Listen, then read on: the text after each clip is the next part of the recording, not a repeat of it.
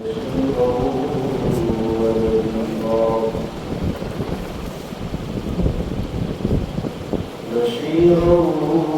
ونذيرا ولكن أكثر الناس لا يعلمون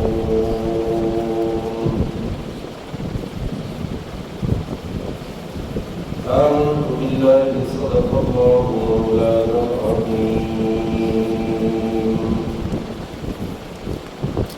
اللهم صل على محمد وعلى آل محمد كما صليت على إبراهيم وعلى آل إبراهيم إنك حميد مجيد اللهم بارك على محمد وعلى آل محمد كما باركت على إبراهيم وعلى آل إبراهيم إنك حميد مجيد رب اشرح لي صدري ويسر لي أمري واحلل عقدة من لساني يفقهوا قولي رب زدني علما سبحانك لا علم لنا إلا ما علمتنا إنك أنت العليم الحكيم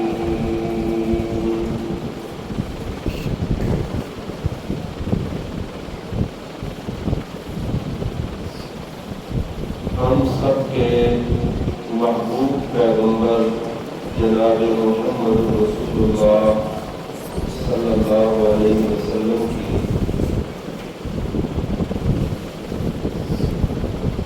خصوصیات میں سے ایک خصوصیت یہ ہے کہ اللہ نے آپ کو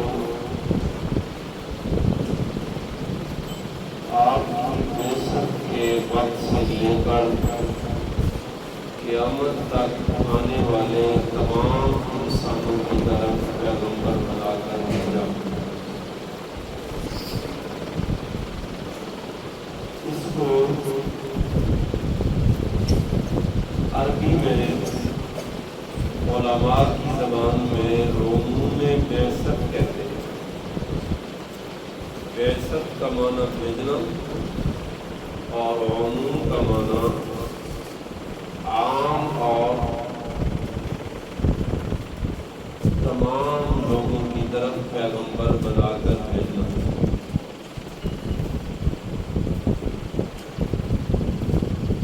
آپ کی اس خصوصیت پہ تمام اہل اسلام کا اتفاق ہے اور اسی خصوصیت کی بنا پر آپ کا لقب ٹھہرا ہے خاتم النبیین۔ کیا لقب ہے جی؟ خاتم النبیین۔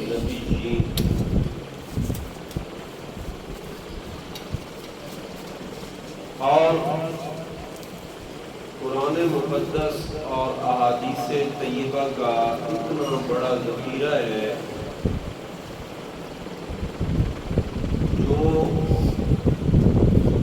آپ کی ختم نبوت اور آپ کی عموم بعثت کو اس طرح واضح کر رہا ہے جس طرح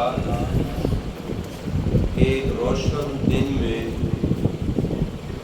سورج اپنی پوری آب و تاب کے ساتھ روشن ہوتا ہے اور دیکھنے والا اس کی روشنی کا انکار نہیں کر سکتا، اسی طرح ہمارے نبی کی ختم نبوت، آپ کا خاتم النبیین ہونا اور آپ کا تمام انسانیت کی طرف مبعوث ہونا اتنا واضح اور روشن اسلامی نظریہ ہے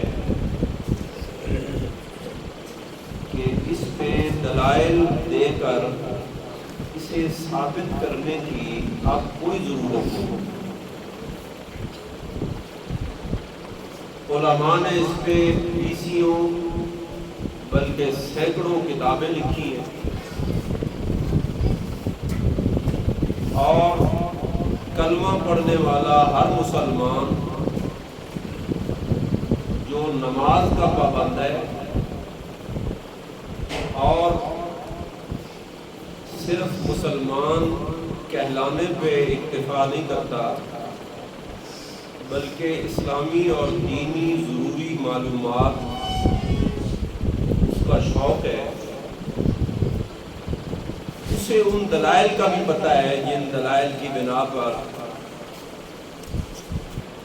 یہ بات واضح اور صاف ہے کہ ہمارے نبی خاتم النبیین ہیں، آپ کی نبوت کے سلسلے کی آخری کڑی ہے، اور آپ کے بعد چونکہ کسی اور نئے نبی کی ضرورت نہیں، اس لیے اللہ نے نبوت کا دروازہ بھی بند کر دیا۔ جب تک ایک نبی کے تشریف لے جانے کے بعد دوسرے نبی کی آمد کی بعثت کی ضرورت رہی ہے، اس وقت تک تو اللہ نے نبوت کا سلسلہ جاری رکھا، لیکن جب ہمارے پیغمبر کو مبعوث فرما کر اللہ نے اس ضرورت کو ختم کیا تو پھر اللہ نے نبوت کے سلسلے کو بھی مکمل فرما دیا۔ جس طرح ایک محل اور ایک مکان مکمل طور پر جب تیار ہو جائے تو پھر اس کے اوپر یا اس سے آگے یا اس کی دیواروں کے اوپر مزید تعمیر کرنا بہت بڑے درجے کی حماقت اور بے وقوفی بھی ہوتی ہے، اور ساتھ ساتھ اس مکان اور خوبصورت محل کی خوبصورتی میں اس حماقت کی وجہ سے بدصورتی پیدا ہونے کا خطرہ ہوتا ہے، اس کی زینت متاثر ہوتی ہے۔ اسی طرح جب نبوت کا محل اور نبوت کا مکان مکمل ہو گیا، تعمیر ہو گیا، اور اس محل میں صرف ایک اینٹ کی جگہ تھی ہمارے نبی کی تشریف آوری سے پہلے، ہر ایک دیکھنے والا بندہ اس محل کو پسند کرتا تھا،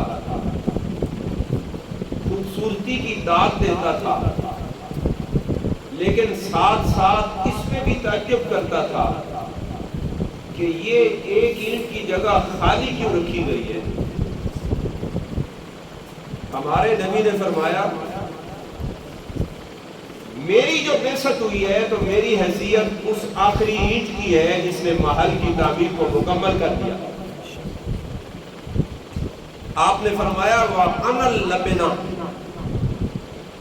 لبنہ کہتے ہیں اینٹ کو، وَأَنَا اللَّبِنَةُ، وہ جو نبوت کے محل میں آخری اینٹ رکھی گئی ہے وہ میں ہوں۔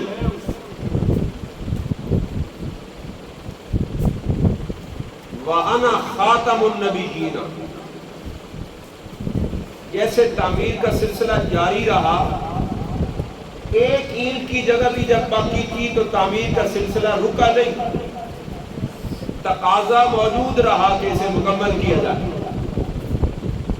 جو ہی وہ اینٹ لگ جائے تو تعمیر کا تقاضا ختم، تعمیر کا سلسلہ مکمل۔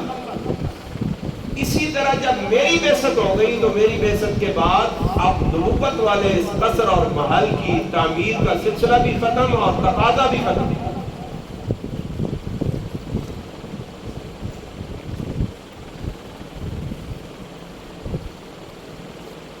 چنانچہ بڑا احمق بندہ، عقل سے کورا اور انتہائی بے وقوف ہے، جو بنے بنائے اور تعمیر شدہ خوبصورت اور ماہر معماروں کا بنایا ہوا محل ہو،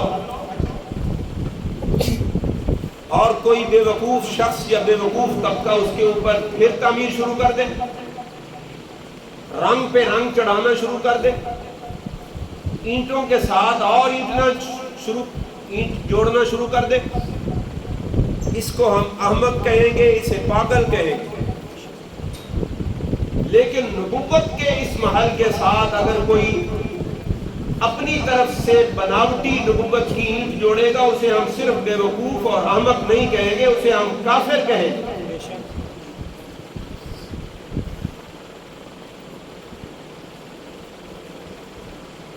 اور اہل پاکستان کو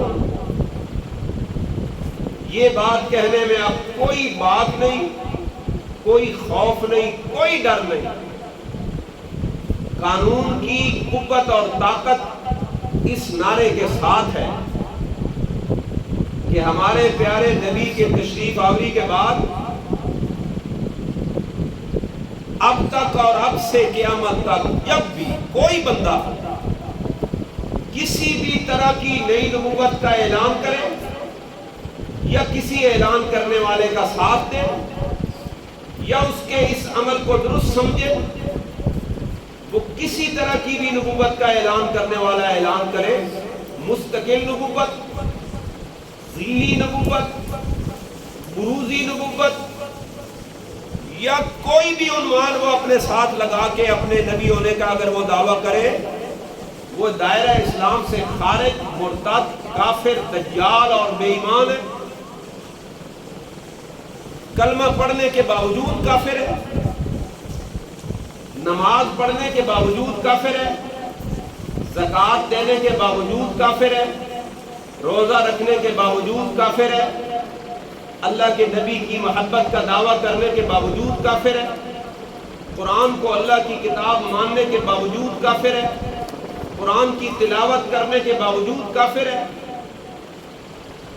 6 کے 6 کلمے پڑھنے کے باوجود کافر ہے، اس لیے کہ اس نے ایک ضروری عقیدے کا انکار کیا ہے، اور وہ ضروری عقیدہ یہ ہے کہ امام الانبیاء، ہم سب کے محبوب رہنما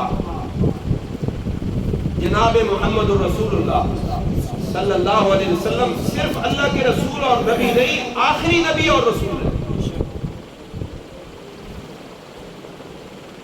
اس لیے اس دعوے کو دلائل سے مبرہن کر کے اگر کوئی اس لیے عوام کے سامنے پیش کرتا ہے کہ میں اس دعوے کو ثابت کروں، تو یہ دعوے کو ثابت کرنے والی کوشش تو انتہائی فضول کوشش ہے، اس لیے کہ ثابت شدہ چیز کو ثابت کرنا، یہ روشنی موجود ہے، آپ دیکھ رہے ہیں روشنی، میں اس کے لیے دلائل دینا شروع کر دوں کہ روشنی ہے، اس لیے کہ بجلی ہے، اس لیے کہ یہ بلب لگے ہوئے ہیں، اس لیے روشنی ہے، آپ کہیں گے جناب اس کی کیا ضرورت ہے، ہم تو مانتے ہیں۔ اہل اسلام مسلمان ہر کلمہ پڑھنے اور ماننے والا بندہ جسے ایمانیات سے شغف ہو، تعلق ہو، ایمانیات اس نے سیکھے ہو اور ان کی قدر اور قیمت اس کے دل میں موجود ہو، وہ صرف نام کا مسلمان نہ ہو، اسے عقائد حقہ کا علم ہو، اس بندے کو یہ ثابت کر کے منوانے کی ضرورت نہیں ہے کہ ہمارے پیغمبر آخری نبی ہیں اور آپ کے بعد کسی طرح کا کوئی نبی نیا نہیں آئے گا۔ یہ ایک ثابت شدہ نظریہ ہے، مسلمان کہلانے والے تمام گروہ اس کے اوپر بولے جی، دیگر اختلافات موجود ہیں ان میں، حتیٰ کہ بعض ایمانیات کے منکر بھی، جو بڑے بھاری بھاری ایمانیات کے منکر ہیں، ان سے بھی اگر پوچھا جائے تو وہ کہیں گے کہ ہم تو ختم نبوت کے قائل ہیں، اور آخری نبی کے بعد اگر کوئی نبوت کا دعویٰ کرے تو وہ کون ہے؟ اس لیے منوانے کے لیے نہیں، مسلمانوں کے مجمع میں جب بھی ختم نبوت کے دلائل کا تذکرہ کیا جائے گا وہ منوانے کے لیے نہیں ہوگا، وہ مسلمانوں کو بھولا سبق یاد دلانے کے لیے. مصیبت یہی ہے کہ آج کل کا جو نوجوان ہے یہ مسلمان ہے، مسلمان ماؤں کی گود میں پلا ہے اور اسے کلمے کی گھٹی ملی ہے. پیدا ہونے کے بعد پہلا سبق اس کے کان میں پہنچا ہے اللہ اکبر. اسے اس وقت اس کے دل و دماغ میں کچھ نہیں تھا، کوئی لکیر بھی نہیں تھی، اس کے دل کی تختی خالی تھی. دنیا میں آنکھ کھولنے کے بعد سب سے پہلے اس کے قلب پہ جو پیغام پہنچایا گیا وہ پیغام یہی تھا کہ اس کائنات میں تمہارا الہ اور معبود سوائے اللہ کے اور کوئی نہیں. اور محمد نامی جو شخص ہیں، جو عرب کے ایک بہت بڑے معزز قبیلے کے فرد تھے، عبداللہ کے در یتیم تھے، آمنہ کی گود میں پلے ہوئے، حلیمہ سعدیہ کا دودھ پینے والے، عباس اور حمزہ کے بھتیجے، خدیجہ کے شوہر اور فاطمہ اور زینب اور رقیہ اور ام کلثوم کے والد، جن کا اسم گرامی محمد ہے، آسمانوں پہ جن کا نام فرشتوں میں احمد ہے، سابقہ کتابوں میں جن کا نام احمد، کتاب خدا قرآن مقدس میں جن کا نام 4 جگہوں پہ محمد ذکر کیا گیا ہے، وہ اللہ کے رسول ہے. اور انہوں نے جو پیغام دیے ان پیغامات میں سب سے بڑا پیغام جس سے ایمان کی آبیاری ہوتی ہے وہ پیغام یہی ہے کہ آؤ نماز پڑھو. حی علی الصلاۃ، آؤ نماز کی طرف. اور یہ نماز پڑھنا اللہ کی وہ گارنٹی ہے کہ جس گارنٹی میں دنیا اور آخرت کی خیریں اور بھلائیاں موجود ہیں. اللہ کہتے ہیں حی علی الفلاح، آؤ کامیابی کے متلاشی نماز پڑھو، تمہیں ساری کامیابیاں رب تمہاری جھولی میں ڈال دے. یہ پیغام جسے ماں کی گود میں بلکہ دنیا میں آنکھ کھولنے کے بعد سب سے پہلے جس کے دل تک یہ پیغام پہنچایا گیا، آج وہ نوجوان ہے جو اپنے بڑے بڑے اہم سبق بھولا.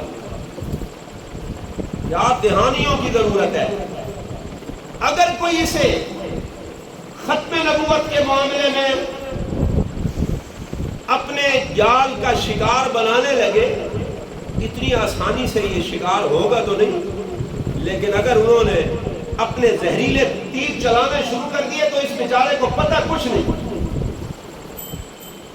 اس کا ذہن اور اس کا دماغ بھرا ہوا ہے خرافات سے، ضرورت سے زائد معلومات سے، فضول قسم کی خرافات سے اس کا دل و دماغ بھرا ہوا ہے. اس سے پوچھیں فلاں کھلاڑی اس کا نام کیا ہے، اس کا ریکارڈ کیا ہے، اس کو یہ ساری معلومات موجود ہے. اس کو کھیل سے دلچسپی ہے، اسے سیاست سے دلچسپی ہے، اسے اس نئی تہذیب سے دلچسپی ہے. اس نے اپنے دماغ کا کوئی گوشہ ایسا نہیں رکھا ہوا جس گوشے میں پاک نبی کی ختم نبوت کے دلائل ہو. اس لیے اس کے دماغ کا وہ گوشہ کبھی کبھی وہ زہریلے تیروں کی وجہ سے زہریلا ہو جاتا ہے. مسلمانوں کو، مسلمان مبلغین اور علماء کو اور واعظین کو اس کی ضرورت ہوئی ہے کہ ان دلائل کو دہرایا جائے، ثبوت کے لیے نہیں، ذہن کو صاف کرنے کے لیے، ایک بھولا ہوا سبق یاد دلانے کے لیے. اس وجہ سے یہ ختم نبوت کانفرنسیں ہوتی ہیں، اور خاص طور پہ اس موقع پہ جس موقع پہ کبھی کسی زمانے میں قانون حرکت میں آیا تھا. اور میں تو ان ہاتھوں کو خوش قسمتی کہوں گا کہ جن ہاتھوں کے ذریعے سے قلم نے حرکت کی اور پھر پاکستان کے آئین میں بدبختوں کو کافر قرار دیا.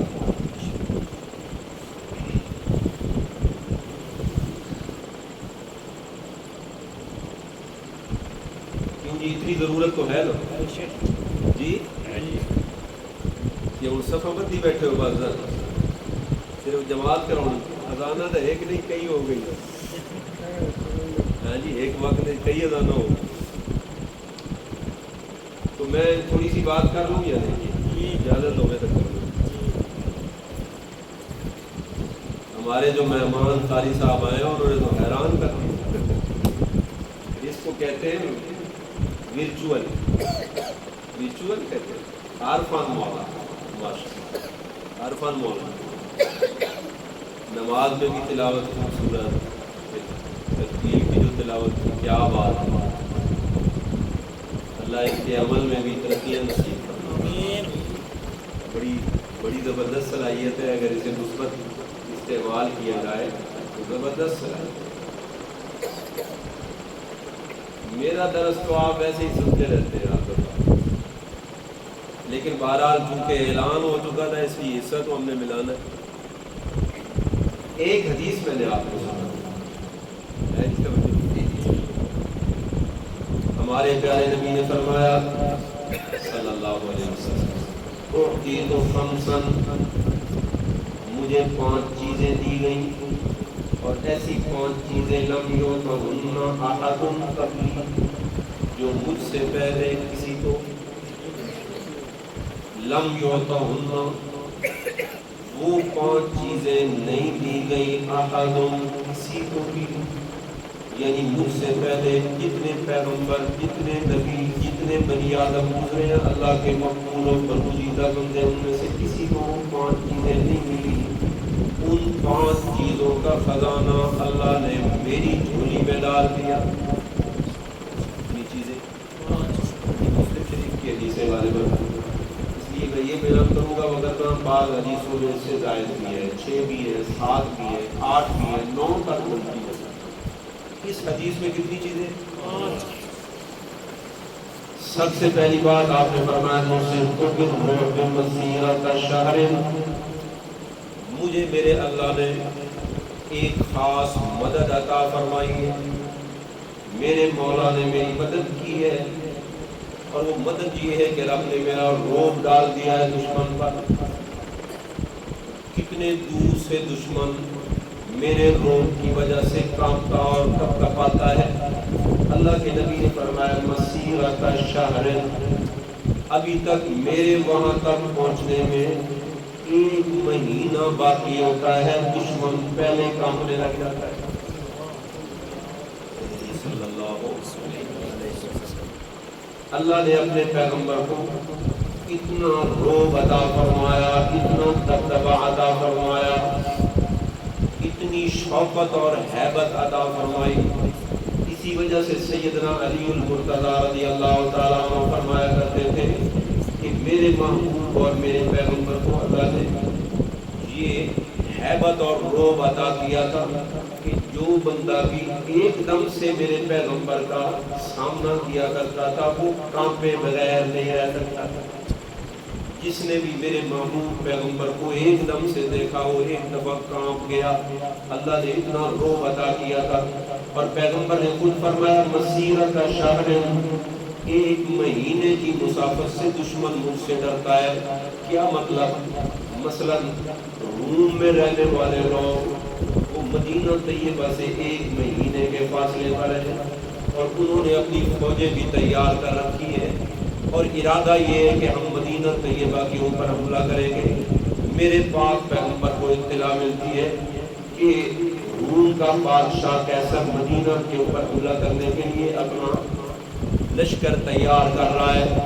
میرے پیغمبر اپنے صحابہ کو سامنے بٹھا کے اعلان فرماتے ہیں میرے صحابہ شام جانا ہے۔ صحابہ کہتے ہیں اس سے پہلے حضور کی عادت طیبہ یہ ہے کہ جب بھی کہیں جانا ہوتا ہے تو آپ صاف نہیں بتایا کرتے تھے کہ فلاں علاقے کی طرف جانا ہے، اگر مشرق کی طرف جانا ہے تو آپ مغرب کے کسی علاقے کے بارے میں پوچھا کرتے تھے۔ اور جنگی ضابطہ بھی یہی ہے کہ جنگ کی بات چیف آف آرمی اسٹاف کو عام مجمع میں نہیں کرنی چاہیے، اس لیے کہ مجمع کے اندر جاسوس بھی بیٹھے ہوتے ہیں، دشمن تک بات پہنچانے والے، وقت سے پہلے ہی بات کو آگے پھیلا دینے والے موجود ہوتے ہیں۔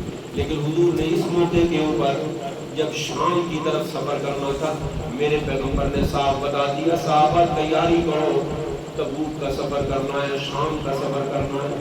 میرے پیغمبر کے صحابہ کرام بھرپور طور پر تیاری کرنے لگ گئے۔ وقت لگا، میں اختصار کے ساتھ عرض کرنا چاہتا ہوں کہ اللہ کے نبی نے عملی تیاری کا بھی حکم فرمایا، مالی تعاون کا بھی حکم فرمایا، یہی وہ موقع ہے جس موقع پر اللہ نے نکھار دیا مسلمانوں کو، مومنوں کو اور منافقوں کو۔ یہ وہ موقع ہے جس موقع کے اوپر نکھر کے سامنے آ گئے منافقین۔ ایک طرف مسلمان ہیں اور مسلمانوں کے وہ بڑے بڑے نامی گرامی لوگ ہیں، مثلا کسی کا نام ہے عثمان ذوالنورین، وہ اللہ کے نبی صلی اللہ علیہ وسلم کے سامنے اپنا مال ڈھیر کر رہا ہے، 300 اونٹ لا رہا ہے، پھر 300 اونٹ لا رہا ہے، پھر 300 اونٹ لا رہا ہے، اور 9 کے 900 اونٹ غلے کے لدے ہوئے۔ میرے پاک پیغمبر اللہ کے سامنے ان کے لیے دعاؤں کی جھولیاں پھیلا رہے، میرے اللہ عثمان سے راضی ہو جا، اس لیے کہ میں عثمان سے راضی ہو گیا ہوں۔ کسی کا نام ابو بکر صدیق ہے جو اپنے گھر سے سارا مال لے کے حضور کی خدمت میں آ گیا، اور جب پوچھنے والے نے پوچھا ابو بکر گھر کیا چھوڑ کے آئے ہو، تو ابو بکر نے جواب میں کہا پروانے کو چراغ، بلبل کو پھول، بس صدیق کے لیے ہے خدا کا رسول بس۔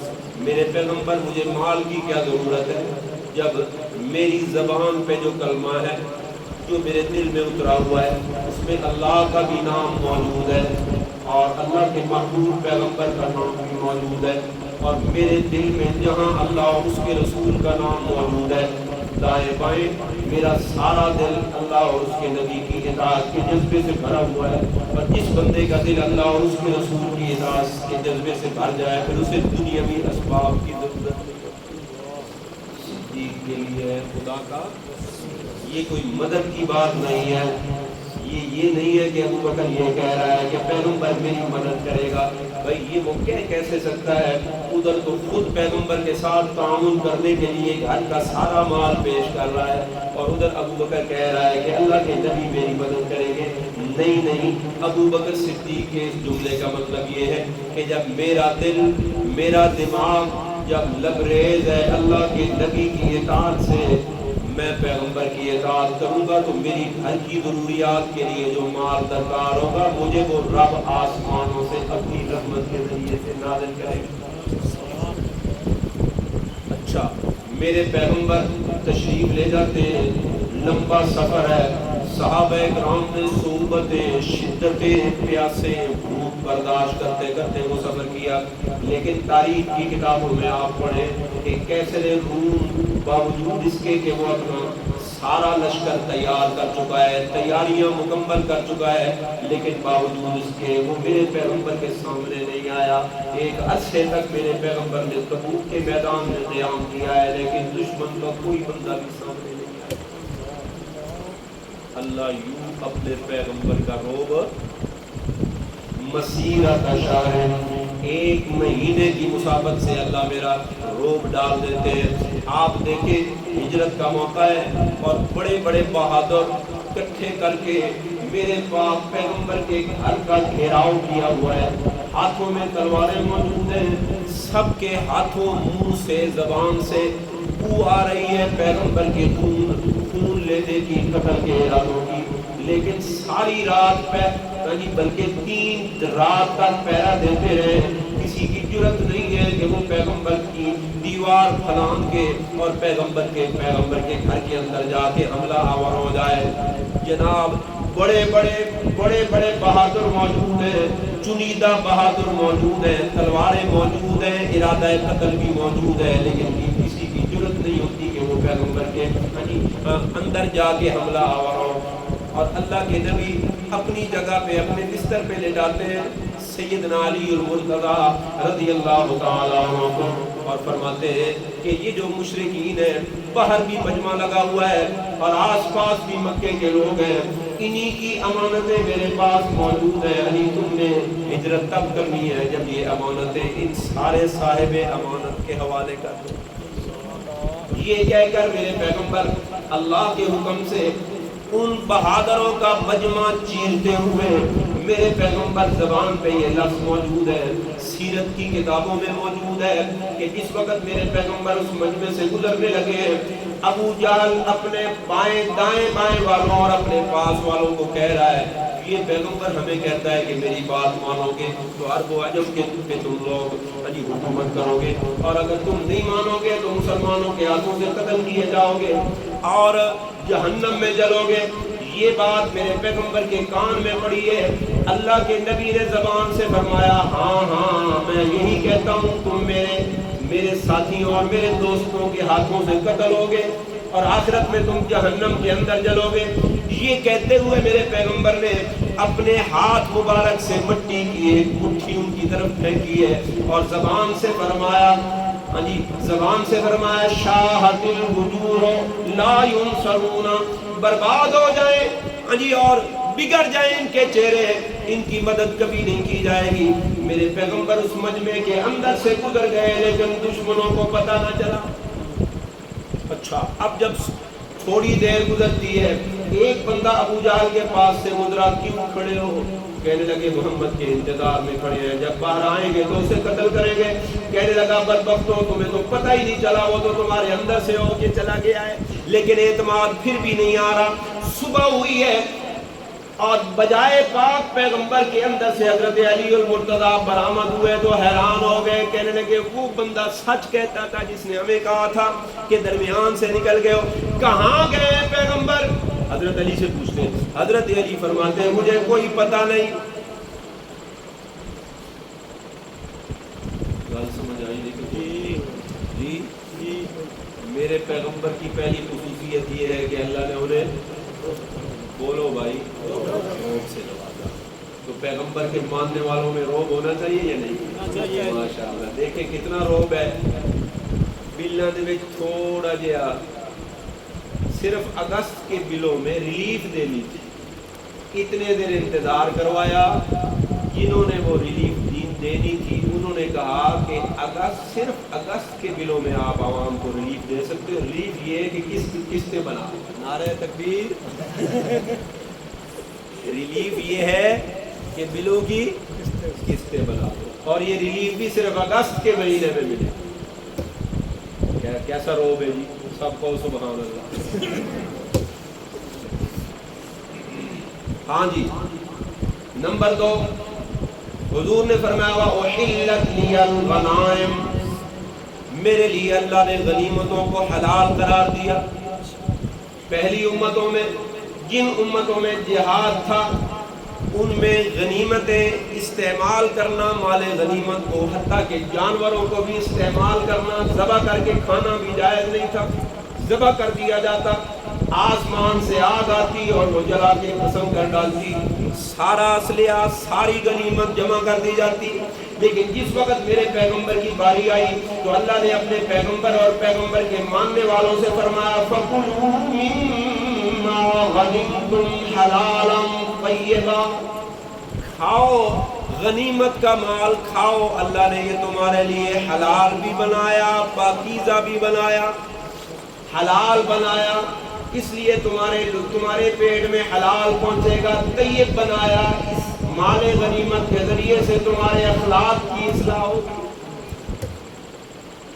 کتنی باتیں ہوگی، میں اب مختصر کر رہا ہوں، وقت ہوتا تو پھر میں اسے کھولتا۔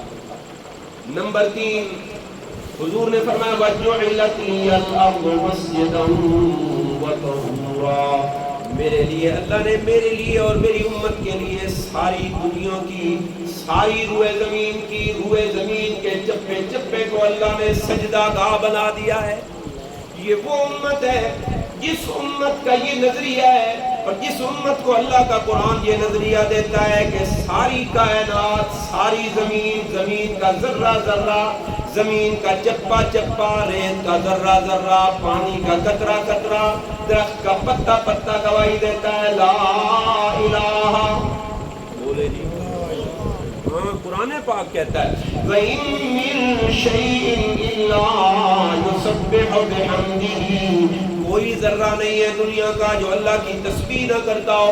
اور تسبیح کا معنی یہ ہے کہ اللہ کو شریکوں سے پاک نہ سمجھتا ہو. اس کا مطلب ہے زمین کا ذرہ کہتا ہے لا الہ الا اللہ. اس پیغمبر کو، اس پیغمبر کی امت کو اللہ نے اجازت دے دی ہے. کوئی عیسائی راہب، کوئی یہودی عبادت کرنے والا اس وقت تک عبادت نہیں کر سکتا جب تک کہ وہ اپنی عبادت کعبے نہ جائے اور وہاں پہ موجود جو راہب ہیں، جو ان کے جوگی ہیں، وہ موجود ہوں، ان کی موجودگی میں عبادت کرے، وہ عبادت کو قبول کرے، مہر لگا کے دے کہ تمہاری عبادت قابل قبول ہے، تو تب جا کے عبادت قبول ہوگی. لیکن اس امت کے لیے اللہ نے اپنے پیغمبر کو یہ خصوصیت عطا فرمائی، زمین کے جس ذرے کے اوپر، جس ٹکڑے کے اوپر، جس خطے کے اوپر بھی کھڑے ہو کے نماز پڑھے، اللہ نے فرمایا تمہاری نماز قبول ہے. کتنی ہو گئی؟ نمبر 4، اللہ کے نبی نے فرمایا وَأُعْطِيتُ الشَّفَاعَةَ. میرے اللہ نے مجھے سفارش عطا فرمائی، میرے اللہ نے مجھے سفارش کا مقام عطا فرمایا. سفارشیں تو سابقہ امتوں میں بھی موجود تھی. جو لوگ غیر آسمانی مذہب رکھتے ان کے اندر بھی سفارشوں کا ایک خاص فکر موجود تھی، تصور موجود تھا. لیکن وہ فکر کیا تھی کہ یہ جو سفارشی لوگ ہوتے ہیں ان کا روب زیادہ ہوتا ہے اور جس سے سفارش کرتے ہیں ان کا روب کم ہوتا ہے. جب یہ کہہ دیں تو اسے ماننا پڑتا ہے اور جب یہ نہ کر دے تو وہ بھی نہیں منوا سکتا. آپ نے سنا ہوگا کہ کہنے والے نے کہا کہ اللہ کے پکڑے، اللہ دے پکڑے چھڑاوے محمد تے محمد دے پکڑے چھڑا کوئی نہیں سکتا. یہ پرانا تصور ہے.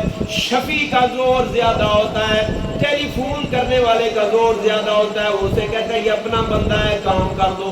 وہ بیچارہ کام کر کہتا ہے جناب علی کوئی حکم پر، جناب علی سر آنکھوں پر آپ کا حکم ہے، بالکل تیار ہوں، یہ نوکر کیا اور نخرہ کیا. یہ تصور سفارش کا پہلی امتوں میں موجود تھا. اللہ نے اپنے پیغمبر کو سفارش عطا فرمائی لیکن ساتھ ساتھ اس تصور کو ختم کیا. اللہ کا قرآن کہتا ہے، سورہ بقرہ ہے اور آیت الکرسی. اللہ کا قرآن کہتا ہے من ذا الذی یشفع عنده الا باذنہ. سفارش کون ہے جو کر سکے اللہ کی اجازت کے بغیر؟ وہاں تو لا یتکلمون الا من اذن له الرحمن. اور صف در صف بنا کے اللہ کے فرشتے کھڑے ہوئے. اللہ کی مقرب مخلوق ہے لیکن بولنے کی ہمت کسی کے پاس نہیں ہے. لا یشفعون الا لمن ارتضی. سفارش وہ کریں گے جن کے لیے سفارش کی اللہ کی طرف سے اجازت ہوگی، رضامندی ہوگی. اب جس کو سفارش کی اللہ اجازت دیں گے، فرمایا وقال صوابا، اللہ کی اجازت کے ساتھ سفارش کرے گا اور اللہ کے مقرر کردہ دائرے کے اندر سفارش کرے گا. یا اللہ اس سفارش کا سب سے پہلا اور سب سے اولین سب سے بڑا مصداق کون ہے؟ اللہ نے قرآن مقدس میں فرمایا میرے پیغمبر عسیٰ ان یبعثک ربک مقاما محمودا. میرے پیغمبر میری حاضری لگوانا اس کی پابندی آپ کیا کرے. میں اس حاضری کی برکت سے قیامت میں آپ کو سفارش کے سب سے بڑے مقام محمود پہ کھڑا کر دوں گا. بھائی سفارشیں تو انبیاء کریں گے، اولیاء کریں گے، سارے سفارشی کریں گے، لیکن سب سے بڑی سفارش جس کو شفاعت کبریٰ کہتے ہیں وہ کس نے کرنی ہے؟ ہمارے پیغمبر جناب محمد رسول اللہ. کتنی چیزیں ہو گئی جی؟ 5ویں نمبر پہ اللہ کے پیغمبر نے فرمایا بعثت الی کافۃ للناس. سارے پیغمبروں کو، مجھ سے پہلے پیغمبروں کو اللہ نے اپنی اپنی قوموں کی طرف مبعوث فرمایا. وَإِلَىٰ مَدْيَنَ أَخَاهُمْ شُعَيْبًا وَإِلَىٰ ثَمُودَ أَخَاهُمْ صَالِحًا وَإِلَىٰ عَادٍ أَخَاهُمْ هُودًا كَذَّبَتْ قَوْمُ نُوحٍ الْمُرْسَلِينَ كَذَّبَتْ قَوْمُ لُوطٍ الْمُرْسَلِينَ كَذَّبَ أَصْحَابُ الْأَيْكَةِ الْمُرْسَلِينَ. ہر پیغمبر کی بعثت اپنی قوم کی طرف ہوئی ہے لیکن مجھے اللہ نے وہ کامل اکمل اور مکمل پیغمبر بنایا کہ جس پیغمبر کو اللہ نے فرمایا میرے پیغمبر آپ نے اعلان فرمانا ہے. کیا اعلان فرمانا ہے؟ یا قوم نہیں، یا اہل الوطن نہیں، یا قریشو نہیں، آپ نے اعلان فرمایا یا ایھا الناس۔ سورہ بقرہ میں اللہ نے فرمایا میرے پیغمبر فرماؤ یا ایھا الناس اعبدوا ربکم۔ پھر آگے آ کے اللہ نے سورہ آراف میں اعلان کروایا میرے پیغمبر کہو یا ایھا الناس انی رسول اللہ الیکم جمیعا۔ اے قیامت تک آنے والے لوگوں، اے ابن آدم جنہوں نے میرے آنے کے بعد آنکھ کھول لی ہے، میں سب کو خطاب کر کے کہتا ہوں میں تم سب کا پیغمبر بنا کے بھیجا گیا ہوں۔ اور اسی کو اللہ نے یہاں پہ فرمایا میرے پیغمبر اعلان فرماؤ ما ارسلناک الا کافۃ للناس بشیرا ونذیرا۔ میرے پیغمبر ہم نے موسیٰ کو بھیجا اپنی قوم کا بشیر و نذیر بنا کر، ہم نے سابقہ پیغمبروں کو اپنی قوموں کا بشیر و نذیر بنا کر بھیجا ہے، لیکن میں نے آپ کے لیے فیصلہ کیا ہے کہ اب آپ کے آنے کے بعد اور کسی پیغمبر کی ضرورت نہیں، کسی بشیر و نذیر کی ضرورت نہیں ہے۔ میرے پیغمبر اب آپ قیامت تک آنے والی انسانیت کے لیے بشیر بھی ہے، نذیر بھی ہے۔ بشیر کا معنی بشارت دینے والا، کس پر؟ نیکیوں پر۔ اور نذیر کا معنی ڈرانے والا، کس پر؟ گناہوں پر۔